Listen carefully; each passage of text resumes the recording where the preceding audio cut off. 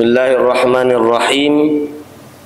Innallaha ta'ala yarfa'u bihadzal kitabi aqwaman wa yada'u bihi akharin.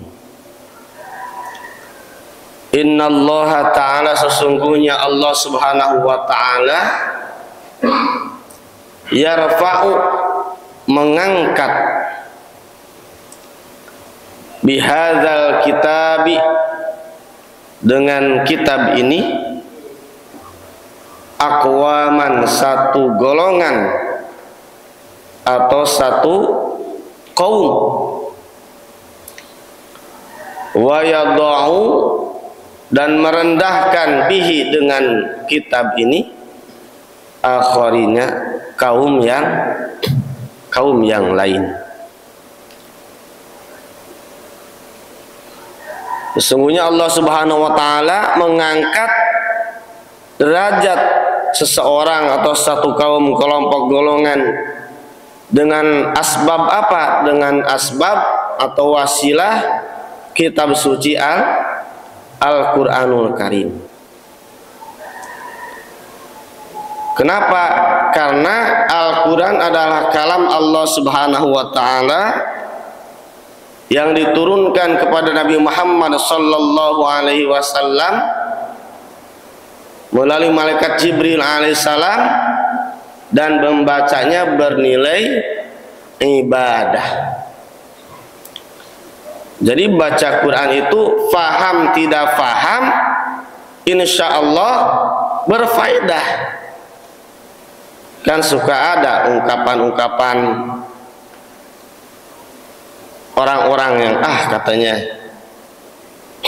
buat apa baca Quran kalau tidak tahu maknanya? Ya, betul. Tapi akhirnya orang-orang yang seperti itu, dia baca Quran tidak, ya, memahami maknanya tidak, mengamalkannya pun tidak. Itu kan banyak kelompok-kelompok yang seperti itu. Baca Quran katanya nggak tahu maknanya, nggak tahu, dan tidak bisa mentadaburinya. Buat apa? Astagfirullah. Kau baca Quran buat apa? Ini perlu ditanyakan keimanannya, ya. Faham tidak faham berfaedah, apalagi Al-Quran itu kita bisa baca, kita bisa hafalkan, kita bisa tadaburi, direnungkan, dilenyepan lah, dan bisa diamalkan dalam kehidupan kita sehari-hari. Itu akan lebih berfaedah. Ada juga orang yang baca terus ngehancak, ya, dari juz 1 terus Al-Fatihah, terus Al-Baqarah 1 juz, satu hari misalkan 2 lembar 3 lembar, bahkan 1 juz satu harinya, one day one juz. Itu baca juga. Ada juga yang baca, saya baca cuma 5 ayat, nggak apa-apa, 5 ayat, tapi perenungannya, pentadaburannya bisa 1 jam, ya. 5 ayat tapi ditinjau dari berbagai macam disiplin ilmu, ya, dipahami, ditadaburi, tafsirnya seperti apa. Nah, ini tingkatan ulama yang seperti ini, ya. Baca 5 ayat tapi bisa 1 jam 2 jam perenungannya. Itu juga baca juga, ya. Jadi dengan wasilah asbab Al-Quran diangkat derajatnya. Bahkan suatu ketika diriwayatkan dari Nafi Ibnu Harith, suatu ketika beliau, sahabat Nafi bin Harith ini, berjumpa dengan Sayyidina Umar bin Khattab di suatu kota namanya Usfan. Kemudian Sayyidina Umar bin Khattab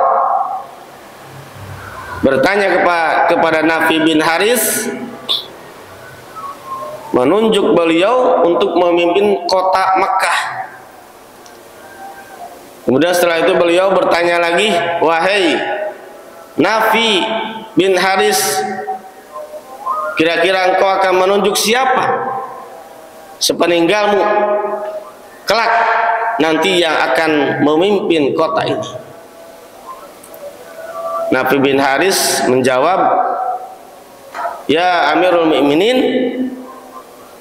sepeninggalku nanti aku akan memilih, menunjuk pemimpin, yaitu seorang yang bernama Ibnu Abza.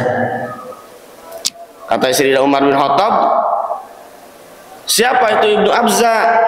Ibnu Abza adalah seorang mantan budak dari kalanganku. Kata Sayyidina Umar bin Khattab, engkau akan mengangkat seorang pemimpin dari golongan budak. Kata Nafi bin Haris, wahai Amirul Mukminin, sesungguhnya Ibnu Abza adalah seorang budak yang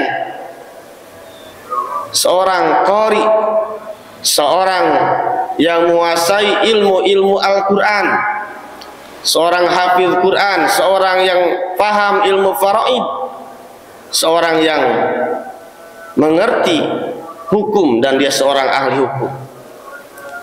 Kemudian kata beliau, Sayyidina Umar bin Khattab, innallaha ta'ala yarfa'u bihadzal kitab aqwaman wa yada'u bihi akharin. Sesungguhnya Allah akan mengangkat seseorang derajatnya kepada derajat yang lebih tinggi dan merendahkan golongan atau seorang kepada derajat yang lebih tinggi dengan asbab Al-Quran.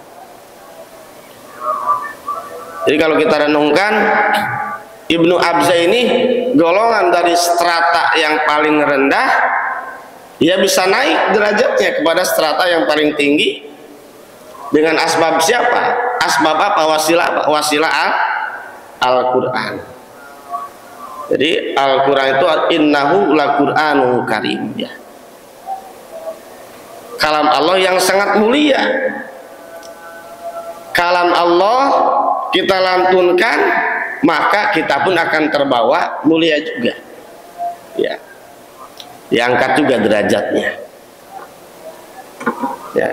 Jadi terangkat derajatnya dengan Al-Quran. Kan banyak, ya, apa namanya, kejadian-kejadian dengan wasilah Al-Quran bisa berangkat haji gratis. Berarti hajinya haji posasih, ya, ongkos dikasih dia.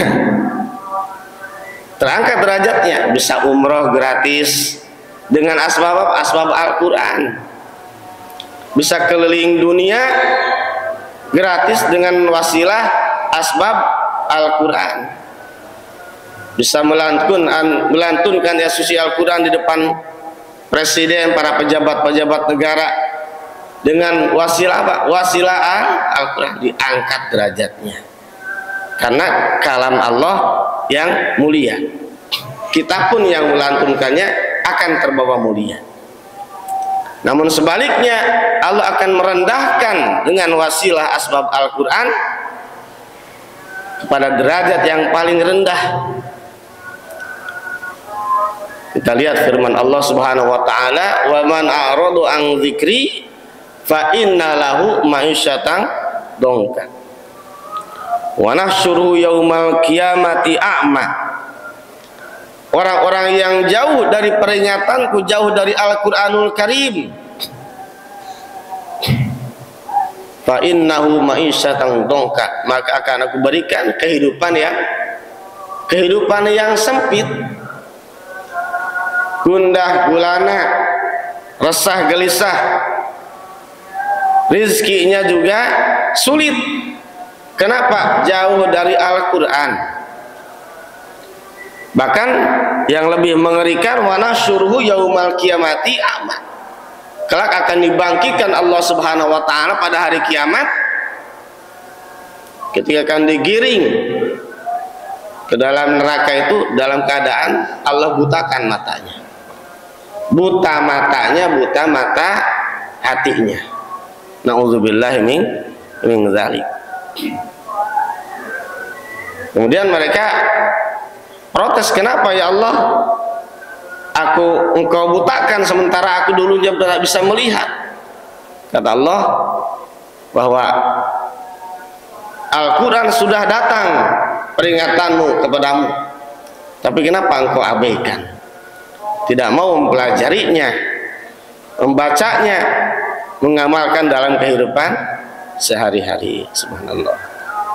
Ya, mudah-mudahan kita selalu istiqomah untuk mempelajari, membaca Al-Quranul Karim setiap saat, setiap hari. Jangan sampai lepas dari Quran. Jadi setiap hari, mau pagi, siang, sore, kita luangkan waktu. Ya, kita untuk melihat HP, ini lihat HP setiap jam apa setiap menit, setiap detik, Pak? Mungkin setiap detik kali ya kita lihat HP. Coba aja. Dan kuat lihat WA, apalagi YouTube, apalagi TikTok, berjam-jam, kuat nggak? Kuat. Coba baca Quran. Ya, baru 2 lembar, 3 lembar, Qurannya sudah hilang. Mana Quran ada di bawah, jatuh Qurannya, karena ya terlelap. Ya, kita lihat HP saja bisa kuat, kenapa Al-Quran tidak kuat? Ya, bahkan ada orang yang mendawamkan setiap minggu itu khatam Quran, Pak. Bayangkan setiap minggu khatam Quran. Kita khatam Quran berapa kali dalam sebulan atau dalam setahun? Setahun ada yang sekali, ada yang 2 kali. Ya, saya juga paling 2-3 kali setahun. Masya Allah. Ini setiap minggu khatam Quran. Termasuk guru saya itu ya, alumni Al-Falah di Salengka, Bandung. Ya, murid Mama Syahid itu ya. Tahun kemarin beliau Allah panggil ketika jadi Dewan Hakim MTQ tingkat Provinsi Jawa Barat.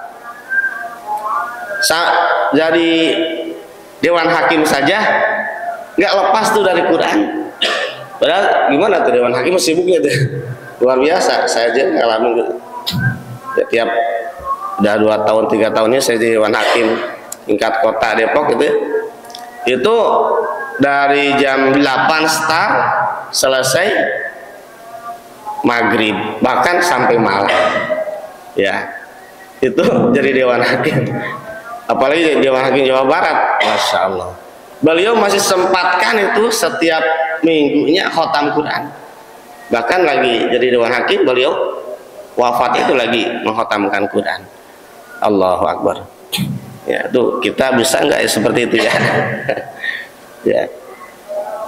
Jadi banyak kisah-kisah yang nyata gitu ya, dengan wasilahnya Al-Quran. Ada juga orang yang setiap minggu dia mewiridkan, mendawamkan khatam Quran. Ya, dia punya usaha, dari usahanya kecil-kecilan sampai usaha sampai besar. Disangka orang tetangganya, jangan-jangan ini orang pesugihan, muja sama setan gitu ya. Kok cepet banget kayaknya. Iya benar, mujanya sama Allah, sama Quran mujanya. Ya, pesugihannya sama Al-Quran. Tuh, itu contoh nyata dengan Quran, Masya Allah. Jadi barokahnya banyak sekali. Ya, Allah mudahkan rezekinya.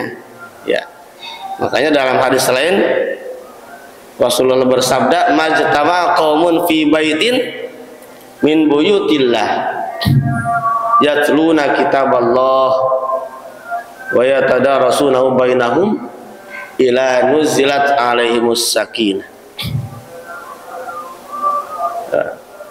Tiada rumah dari rumah-rumah Allah Subhanahu wa taala yang dibacakan kitab suci Al-Quran, dipelajari Al-Quran, melainkan akan turun kepada orang tersebut as-sakinah, ketenangan, ketenangan lahir maupun batin. Makanya pernah Sayyidina Imam Ibnu Mas'ud itu ditanya oleh jamaah selepas taklim, dia minta nasihat kepada beliau karena kehidupannya gundah gulana, resah gelisah. Kata beliau apa? Datangi 3 tempat: majelis-majelis Al-Quran, majelis ilmu, majelis zikir, dan tempat-tempat yang sunyi sepi di malam hari bersujud kepada Allah Subhanahu wa Ta'ala. Niscaya engkau akan dapati ketentraman, ketenangan lahir maupun batin. Ya, dengan Quran tenang, ya, baca saja tenang, apalagi kita tahu maknanya, ya, tafsirnya tahu, masya Allah, luar biasa, seakan-akan kita berdialog dengan Allah Subhanahu wa Ta'ala. Wa huffathumul malaikah, dan akan dijaga oleh para malaikatnya Allah Subhanahu wa Ta'ala. Wa syiatuhumur rahmah, kehidupannya penuh dengan rahmat Allah Subhanahu wa Ta'ala. Rahmat itu kasih sayang Allah. Wa dzakarahumullahu fi man indah, dan akan disebut-sebut oleh Allah Subhanahu wa Ta'ala. Bapak-bapak hadirin jamaah yang dirahmati Allah Subhanahu wa Ta'ala, kita lanjutkan kemudian hadis nomor 20. Innalladzi laisa fi jawfihi syai'un minal qur'ani kal baitil kharibi. Innalladzi, sesungguhnya orang laisa fi jawfihi, yang tidak ada di mulutnya, syai'un, sesuatu minal qur'ani, daripada Al-Qur'an, kal baitil kharibi, bagaikan rumah yang kosong atau rumah yang angker lah gitu ya. Nah, sesungguhnya orang-orang yang tidak ada sedikit pun di mulutnya itu Al-Quran, itu bagaikan rumah yang kosong. Ya, kalau rumah yang kosong sudah beberapa tahun, bahkan belasan puluhan tahun, kira-kira bagaimana Pak lihatnya? Ya, menyeramkan ya, angker. Jadi ajang uji nyali itu ya, dapat hadiah. Ya. Jadi yang di mulutnya tidak ada hafalan sedikit pun daripada Al-Quran. Masya Allah, Al-Quran yang berapa jumlahnya? 30 juz, 114 surah, 6.236 ayat. Itu sedikit pun di hatinya tidak ada hafalannya. Ya, itu masya Allah, umat Islam kalau seperti itu terlalu sekali ya, sangat terlalu. Masa dari 6.236 ayat tidak ada sedikit pun hafalan? Minimal kulhu mah hafal Pak ya. Lagi sholat kulhu lagi dia. Ya. Ya Allah, Al-Kautsar lagi, biar cepat bacanya gitu ya. Akhirnya pas lupa mau baca Al-Kautsar, mau baca inna atau inna, lupa. Kata jamaah, inna lillahi wa inna ilaihi raji'un. Jadi salah gitu ya, naudzubillahi min dzalik. Jadi perlunya kita menghafal Quran. Terkadang punten mohon maaf ya, kadang pejabat ya, sambutan sering melihat ya Ustaz Hamdi ya, pejabat dah sambutan ingin di acara PHBI, mungkin karena nggak pernah ngaji jadi sedengar-dengarnya gitu ya, sedengar-dengarnya saja dari ustadz-ustadz yang suka baca begitu ya. Nah, pernah saya nyaksiin sendiri tuh ya, kenapa pada diam saja gitu di situ ya, ada ustadz juga itu bilang kita ini diperintahkan untuk beribadah kepada Allah Subhanahu wa taala. Wala taqrabuz zina wal insa illa liya'budun. Kalau yang nggak paham kan ya nganggut-nganggut aja. Kalau yang nggak paham kan astagfirullah. Beneran saya menyaksikan sendiri itu di depan saya, ustaz teman saya kok diam aja lagi ya padahal Pak Lurahnya udah selesai duduk di situ gitu, hari ditegur. Diingat, oh, Pak Lurah punten tadi salah baca. Mungkin Pak Lurahnya sedengar-dengarnya. Wala taqrabuz zina wal insa illa liya'budun. Astagfirullah. Harusnya kan wa ma khalaqtul jinna wal insa illa liya'budun begitu ya. Ini wala taqrabuz zina. Kalau wala taqrabuz zina lanjutannya innahu kana fahisyatan wa sa'a sabila gitu ya. Karena sedengar-dengarnya saja, nggak pernah ngaji. Ini sedengar-dengarnya. Ya bacanya juga yang namanya sedengar-dengarnya nggak bisa bedakan mana sin, mana shin, mana sod, mana sin, mana dod, mana zo, ya, mana dal, mana dal. Ya sedengar-dengarnya. Ya itu jadi ya Allah, penting sekali ya kita belajar ya, ada ikhtiar upaya mempelajari Quran. Lagi pula kalau memang nggak paham baca Quran, nggak bisa, tidak usah berdalil. Kalau sambutan mah mau ya pada KM, mau RT RW lurah camat, sambutan mah kan cuma 3 ya, ucapan terima kasih, permohonan maaf, barangkali gitu ya, itu aja mungkin ya.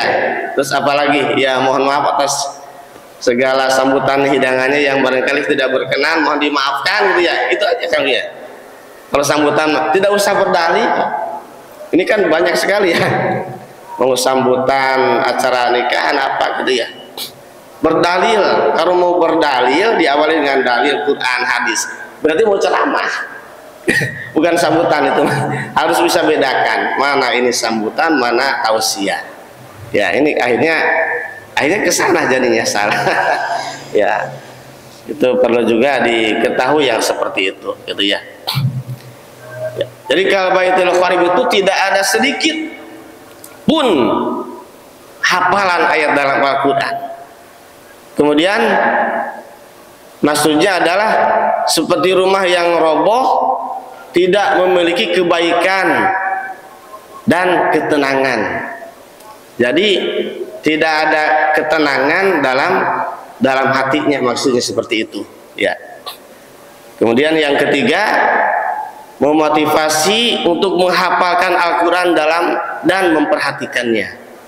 Dan yang keempat, orang-orang yang hamilul Quran, memegang amanah dari Al-Quran, pasti memiliki kebaikan yang banyak ya.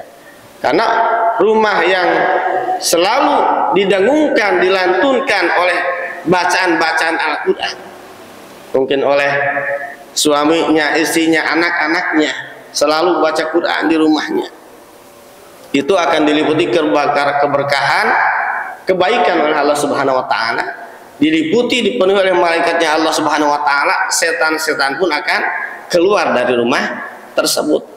Sebaliknya, rumah yang tidak didengungkan, dilantunkan Al-Quran, maka akan diliputi oleh setan ya, gak tenang, taksana neraka, naudzubillahi min dzalik ya, resah, gelisah, berantem terus. Kenapa? Jauh dari Quran, rumah tangganya tidak ada Allah di dalamnya, sehingga ya begitu, tidak tentram, selalu terjadi cekcok dan cekcok saja.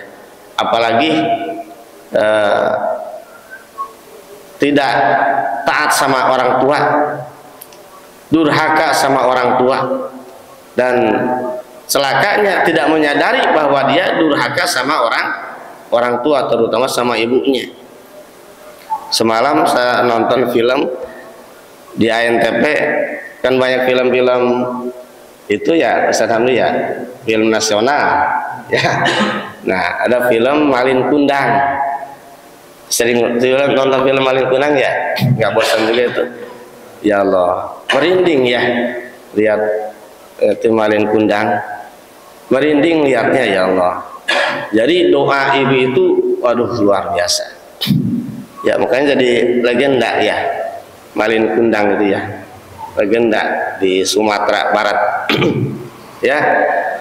Orang yang durhaka sama ibunya, apalagi nggak sampai mengakui dia seorang ibunya. Kenapa? Karena terlena, terhipnotis dengan harta benda. Awalnya ngakuin ibunya, begitu pulang dari pelaut, ya begitu pulang lagi yang kedua kali menemukan harta karun dari penyamun itu, ya si Malin Kundang mempunyai istri, ya hartanya banyak sampai punya kursi emas. Akhirnya dia malu mengakui ibunya, didorong ibunya sampai jatuh, keluar kata-kata dari ibunya. Si Malin Kundang langsung seketika itu juga diazab di dunia, ya laut itunya kapalnya hancur ya. Baru menyadari ya Allah, dia minta ampun sama ibunya, tapi sudah terlambat. Nauzubillahi min dzalik. Ya, makanya di zaman Nabi juga ada juga yang durhaka sama ibunya ya. Siapa tuh? Alqamah. Ya, padahal Alqamahnya sama ibunya nggak bilang yang menyakitkan, tapi yang menyakitkan banyak. Istrinya lagi masak, tercium aroma masakan, ibunya pulang tidak ditawarin, apalagi dibawain. Bu, mah ini cobain masakan aku. Boro-boro ditawarin saja tidak, ibunya sakit hati ya, keluar ucapan semoga Alqamah mendapati sakaratul maut. Naudzubillah. Benar ya, dia mendapati sakaratul maut. Ya Rasulullah, kalau memang Alqamah tidak dimaafkan wahai ibu, kita akan bakar saja di Alqamah. Nah, baru ibunya memaafkan Alqamah, dan Alqamah meninggal dengan tenang. Naudzubillah. Makanya ada dosa yang disegerakan itu dosa durhaka sama orang tua. Di dunia saja sudah disegerakan, bagaikan neraka di dunia saja ya. Rumah tangganya cekcok terus, berantem terus, ya uangnya gali lubang tutup, lubang nggak cukup, padahal kok penghasilannya besar, ya besar, 12 juta, 13 juta sebulan. Aduh, itu gede banget itu. Bisa kaya kali itu gaji segitu ya. Tapi kenapa kurang dan kurang, bahkan bisa pinjam terus. Nah ini kan nyata ya, kita saksikan sendiri ya. Berarti tidak ada keberkahan dan tidak menyadari bahwa dia itu durhaka sama ibunya. Ya, astagfirullah. Ya, mudah-mudahan kita dijauhkan dari kita durhaka kepada orang tua ya. Kita muliakan orang tua. Itulah hebatnya Islam. Kalau agama-agama yang lain, coba itu di Jepang itu konon kabarnya ada tradisi membuang orang tua yang sudah tua renta itu digendong, dibawa ke puncak gunung, ditaruh di gunung ya. Kalau Islam, kalau orang tua sudah tua renta dirawat, dimuliakan. Kelak kita pun akan dirawat lagi, dimuliakan oleh siapa? Oleh anak kita ya. Kalau kita mencampakkan orang tua, kelak nanti akan dibalas lagi ya sama orang tua kita. Itu kenapa kok begitu? Oh, kita introspeksi, oh dulunya gimana, oh dia nggak mengurus sama orang tuanya ya, sama ibunya, padahal tempat kerjanya dekat dengan rumah ibunya, tapi nggak pernah mampir. Ibunya sakit juga nggak pernah mampir. Kata ibunya, nanti kali kalau ibu sudah mati baru ke sini. Benar, sudah meninggal baru datang. Padahal dekat, apa salahnya sih mampir dulu gitu ke ibunya, gitu nengok ya. Ini nggak pernah ya. Akhirnya ya kehidupannya ya seperti itu. Naudzubillah. Bapak Ibu hadirin jamaah yang dirahmati Allah Subhanahu wa taala, kita lanjutkan lagi satu hadis, dua hadis lagi. Innallaha ta'ala ahlina minan nas hum ahlullah wa khassatuhu. Innallaha ta'ala, sesungguhnya Allah Subhanahu wa taala ahlina, memiliki keluarga, minan nasi, dari golongan manusia. Hum, siapa mereka? Ahlullah wa khassatuhu. Mereka adalah keluarganya Allah dan orang-orang yang dikhususkan. Ya, jadi Allah Subhanahu wa taala memiliki keluarga dari golongan manusia. Siapa mereka? Dia adalah keluarganya Allah dan orang-orang yang dispesialkan, dikhususkan oleh Allah Subhanahu wa taala. Kita senang kan ya, kalau kita memiliki keluarga, ada yang jadi pejabat, kan senang gitu ya, terbawa senang kita ya. Apalagi ini termasuk keluarganya Allah Subhanahu wa taala. Makanya orang-orang yang memusuhi para ahli-ahli Al-Qur'an, para hamalatul Qur'an, hafiz, alim, amil tadi, orang yang memusuhi para penghafal Al-Qur'an sama dengan memusuhi Allah Subhanahu wa taala. Sementara orang-orang yang memuliakan mereka, para penghafal Quran, sama dengan memuliakan Allah Subhanahu wa taala. Ya. Bapak hadirin jamaah yang dirahmati Allah Subhanahu wa taala, mudah-mudahan kita termasuk golongan orang-orang yang senantiasa selalu kita mempelajari, mentadaburi, mengamalkan Al-Qur'anul Karim.